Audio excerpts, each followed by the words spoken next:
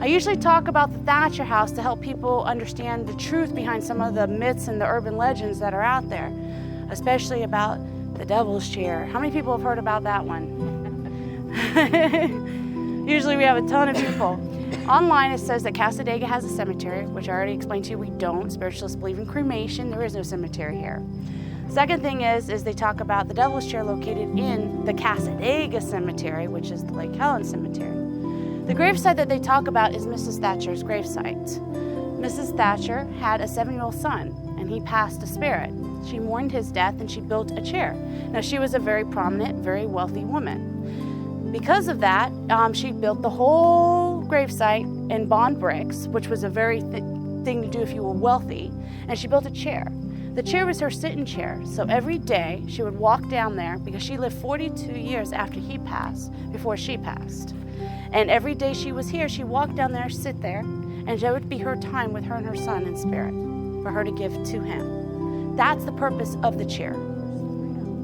There is. What it is there's a gravesite of the Thatcher's gravesite, and it's her and her son. Then there is the Thatcher gravesite across from there, but notice that the headstones were turned backwards. And if you look on there, it has a date that they were born, but not a death date. Wealthy people would buy gravesites like we would nowadays. People will buy their own gravesites. So they did that back then too, except it was very common for them to make the headstones in advance.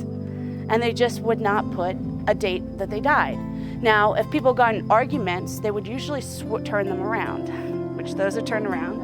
And they would say, I'm not being buried there, I'm going elsewhere, and get buried elsewhere. Those are empty at that gravesite. But that's why she was very rich, bought the grave sites, but they never got buried there. Where's the gravesite? In the Cassadaga, listen to me.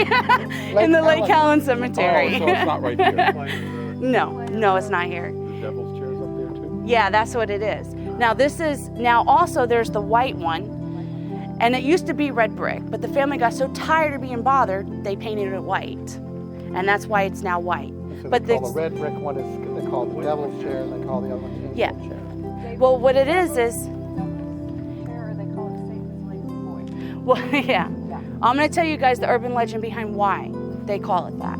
Back in the 14th century, over in England and Wales, they had a lake, and there was a red brick chair that was in the lake.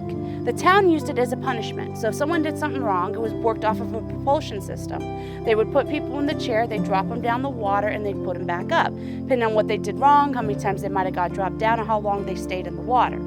There was a man and woman that loved each other. It's always a love story. The man was a statute, the woman wasn't. So she wasn't allowed to love him. So they put her in the chair. Say you don't love him anymore. Say you don't love him anymore. Kept dropping her in the water.